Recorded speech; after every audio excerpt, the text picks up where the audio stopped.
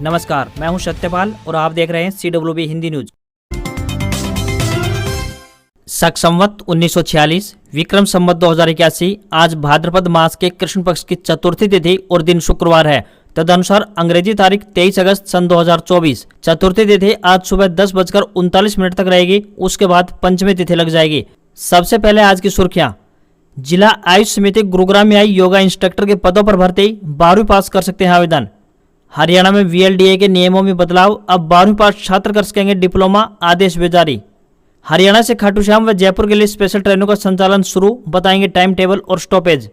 हरियाणा में जेजेपी के छठे MLA रामनिवास सूरजखेड़ा ने पार्टी छोड़ी, विधायक पद से दिया इस्तीफा, बीजेपी से लड़ सकते हैं विधानसभा चुनाव। नायब सिंह सैनी का हुड्डा पर हमला, बोले किसानों की जमीन हड़प, दामाद को खुश करने में लगे थे, अब हमसे मांग रहे हैं हिसाब। कोलकाता रेप मर्डर केस, ममता की मोदी को चिट्ठी, रोज 90 रेप केस हो रहे हैं, सख्त कानून बनाएं।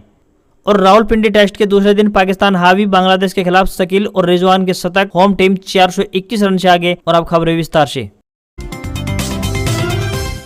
पूरे अगस्त के महीने के दौरान हरियाणा में अब की बार अच्छी खासी बरसात देखने को मिली। यह सामान्य से अधिक रही है। केवल 5 जिलों को छोड़कर बाकी प्रदेश में अब की बार सामान्य से अधिक बरसात दर्ज की गई है। हरियाणा में अगले 3 दिनों तक मौसम साफ रहेगा, हालांकि कुछ जिलों में हल्की बूंदाबांदी देखने को मिल सकती है। मौसम विभाग का कहना है कि 26 अगस्त तक प्रदेश में भारी बारिश की कोई संभावना नजर नहीं आ रही है, जिसके चलते कोई भी अलर्ट जारी नहीं किया गया। दरअसल चंडीगढ़ मौसम विभाग ने अभी ताजा मौसम की रिपोर्ट जारी की है, जिसमें कहा गया है कि 26 अगस्त तक हरियाणा में बारिश की संभावना नहीं है, मौसम साफ रहेगा। हालांकि कई हिस्सों में बादल छा सकते हैं और हल्की बूंदाबांदी देखने को मिल सकती है। वहीं 23 अगस्त यानी आज की बात करें तो मौसम विभाग ने शुक्रवार को भी बारिश को लेकर कोई अलर्ट जारी नहीं किया है।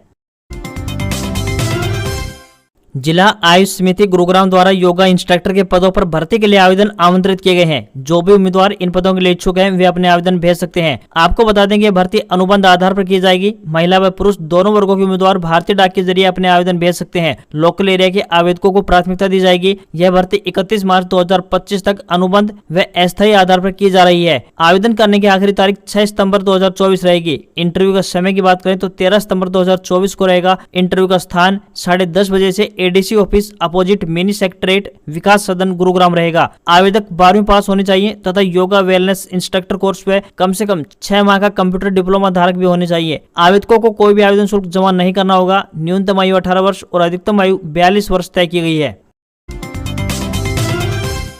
केंद्रीय औद्योगिक सुरक्षा बल यानी CISF ने कांस्टेबल फायरमैन के 1000 से ज्यादा पदों पर भर्ती निकाली है। इस भर्ती के लिए उम्मीदवार वेबसाइट CISFrecruit.CISF.gov.in पर जाकर अप्लाई कर सकते हैं। एजुकेशनल क्वालिफिकेशन की बात करें तो उम्मीदवारों को किसी भी मान्यता प्राप्त बोर्ड से 12वीं कक्षा पास होनी चाहिए। अंतिम तिथि 30 सितंबर 2024 रहेगी।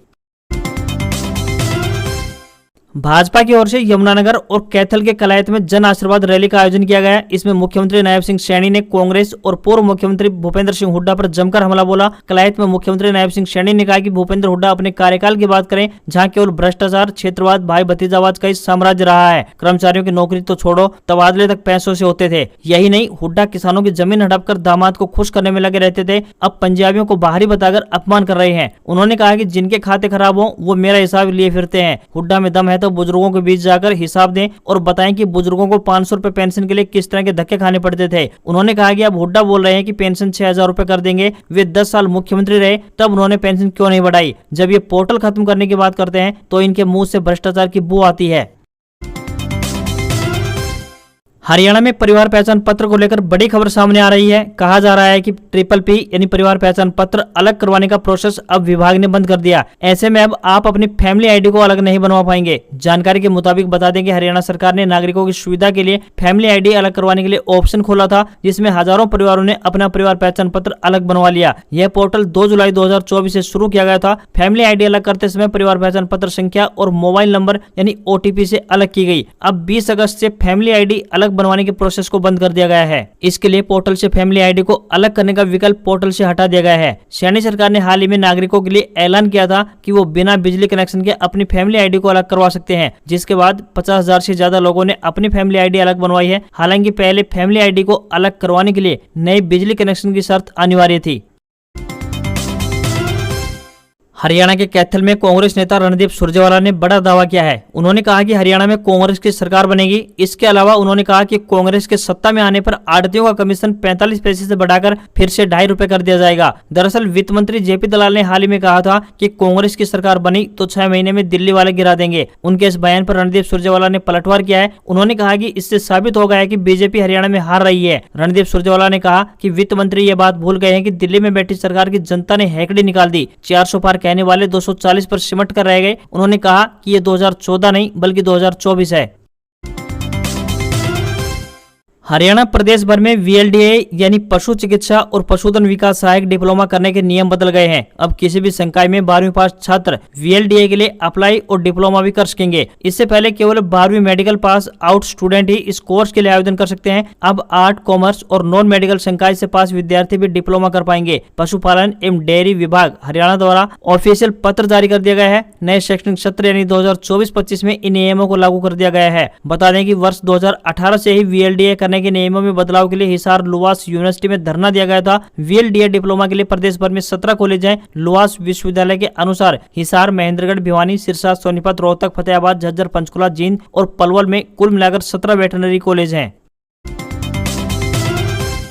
हरियाणा में विधानसभा चुनाव की तारीखों का ऐलान होते ही राजनीतिक सरगर्मियां तेज हो गई हैं। सभी पार्टियां प्रत्याशियों की लिस्ट तैयार करने को लेकर मंथन में जुट गई हैं। तो वहीं दूसरी ओर कांग्रेस पार्टी की सिरसा लोकसभा सीट से मौजूदा सांसद कुमारी शैलजा ने विधानसभा चुनाव लड़ने की इच्छा जाहिर कर हाईकमान की टेंशन बढ़ा दी है। उनके इस कदम को कहीं न कहीं सीएम की कुर्सी पर दवा ठोकने के नजरिए से भी देखा जा रहा है। कांग्रेस पार्टी की संदेश यात्रा के दौरान करनाल पहुंची सांसद कुमारी शैलजा ने अपने बयान में विधानसभा चुनाव लड़ने की इच्छा जाहिर की है। उन्होंने कहा कि इस बारे में अंतिम निर्णय केंद्रीय नेतृत्व तय करेगा।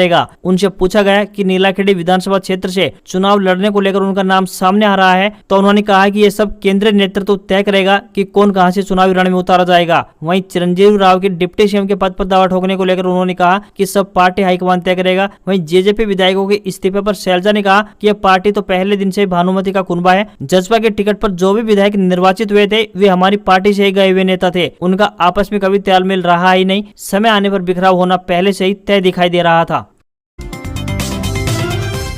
सुप्रीम कोर्ट की तरफ से मंगलवार को आरक्षण को लेकर एक बड़ा फैसला सुनाया गया। देश के उच्चतम न्यायालय ने मध्य प्रदेश हाईकोर्ट के उस फैसले को रद्द कर दिया जिसमें आरक्षण का लाभ ले रहे मेधावी छात्रों को सामान्य श्रेणी की सीट पर दाखिला नहीं देने का एक फरमान सुनाया गया था। सुप्रीम कोर्ट ने अपने फैसले में कहा कि अन्य पिछड़ा वर्ग यानी OBC, अनुसूचित जाति यानी SC और अनुसूचित जनजाति यानी ST वर्ग के मेधावी छात्र यदि अपनी योग्यता के आधार पर सामान्य कोटे की सीटों पर दाखिला पाने के पात्र हैं तो उनको रिजर्वेशन वाली सीटों पर दाखिला नहीं मिलना चाहिए। पीठ का कहना है कि OBC, SC और ST श्रेणियों के छात्र अगर अपनी योग्यता के आधार पर अनारक्षित यानी सामान्य कोटे में दाखिला पाने के हकदार हैं तो उन्हें अनारक्षित यानी सामान्य सीटों पर दाखिला मिलना चाहिए। यह मामला मध्य प्रदेश में मेडिकल कॉलेज में MBBS में दाखिला से संबंधित है जिसमें आरक्षित श्रेणी के मेधावी छात्रों को सामान्य कोटे में दाखिला देने से इनकार कर दिया गया था।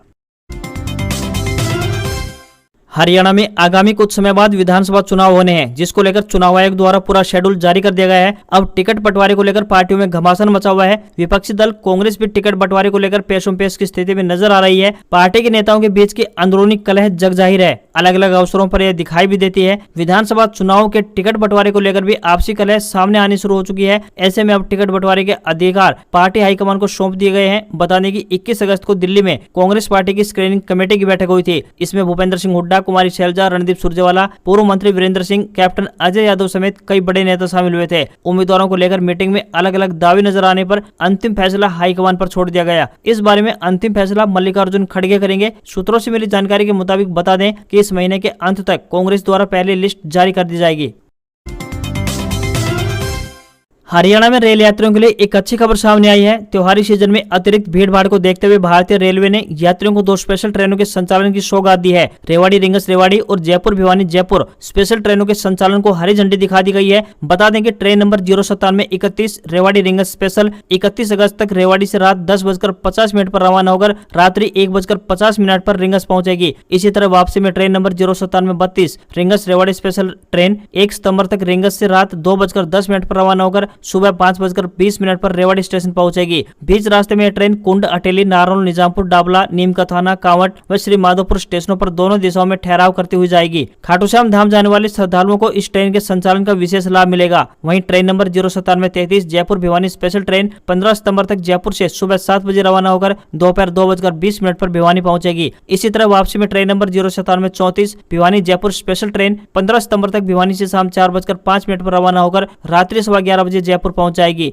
जयपुर भिवानी ट्रेन का रेवाड़ी में आगमन की बात करें तो दोपहर 12:25 व प्रस्थान 12:30 पर रहेगा, जबकि train number 09734 Bhiwani Jaipur train का रेवाड़ी में आगमन शाम 6:20 व प्रस्थान 6:25 का रहेगा। बीच रास्ते में ट्रेन ढेरका बालाजी, निंदड़, बनाड, चौमू, सामोद, गोविंदगढ़, मलिकपुर, रिंगस, श्री माधोपुर, कांवट, नीमकाथाना, डाबला, निजामपुर, नारनौल, अटेली, कुंड, रेवाड़ी, कोसली, झाड़ली व चरखी दादरी स्टेशन पर दोनों दिशाओं में ठहराव होगा।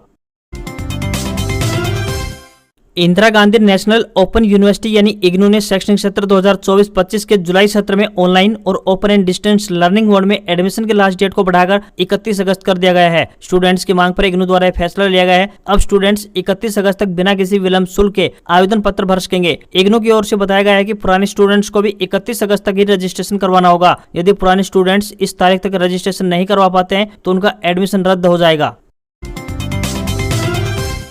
देश की बेटियों के भविष्य को सुरक्षित करने के लिए केंद्र सरकार की ओर से कई योजनाएं चलाई जा रही हैं। उनमें से एक है सुकन्या समृद्धि योजना, जो बेहद खास रही है। इस योजना में सरकार की ओर से काफी अच्छी ब्याज दर दी जा रही है। अगर आपके घर में बेटी है तो आप उसके लिए सुकन्या समृद्धि खाता खुलवा सकते हैं, ताकि आप उसका भविष्य सुरक्षित कर सकें। इस निवेशित धन का इस्तेमाल बेटी की पढ़ाई और शादी के खर्च के लिए किया जा सकता है। सुकन्या समृद्धि योजना में केवल भारतीय निवासी ही अपनी बेटी के लिए निवेश कर सकते हैं। इसकी शुरुआत की बात करें तो 8 साल पहले साल 2015 में हुई थी। इसमें आपको कम से कम 15 साल तक पैसे जमा करवाने होते हैं, जिसके बाद आपको मैच्योरिटी पर ब्याज के साथ एक मुश्त रकम दी जाती है। यह बचत योजना एक लंबी अवधि की बचत योजना है। यह सुकन्या समृद्धि खाता केवल 10 वर्ष से कम आयु की बेटियों के लिए खोला जा सकता है। अगर आपकी बेटी की आयु 10 वर्ष से अधिक है तो आप उसमें निवेश नहीं कर पाएंगे। आप अपनी कम से कम 2 बेटियों के लिए इसमें निवेश कर सकते हैं, लेकिन अगर दूसरी लड़की के जन्म के समय आपकी जुड़वा बेटियां हैं तो आप तीसरा खाता भी खोल सकते हैं। यही नियम एक साथ पैदा हुए 3 बच्चों पर भी लागू होगा, अगर तीनों लड़कियां हैं। सुकन्या समृद्धि खाते में निवेश करने के लिए आप किसी भी बैंक या फिर पोस्ट ऑफिस में जा सकते हैं और वहां जाकर आप इसके लिए आवेदन कर सकते हैं। इस खाते पर मिलने वाले ब्याज सरकार द्वारा तय किया जाता है। हालांकि यह हर तिमाही के आधार पर अपडेट किया जाता है, लेकिन वर्तमान में बात करें तो इस खाते पर 8% ब्याज दर दी जा रही है।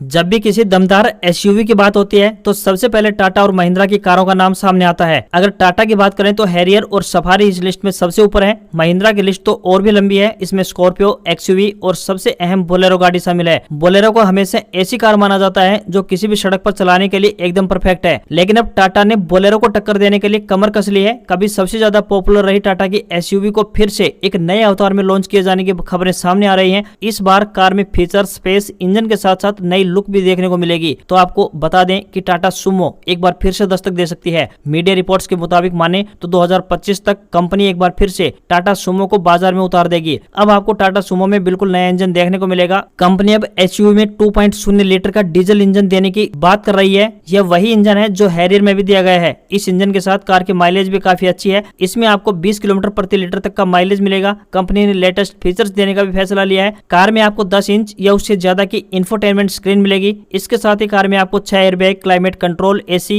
Steering mounted control, ventilated seats, rear camera, front और rear parking sensor, rear AC vent, cooled gloves box जैसे कई फीचर देखने को मिलेंगे।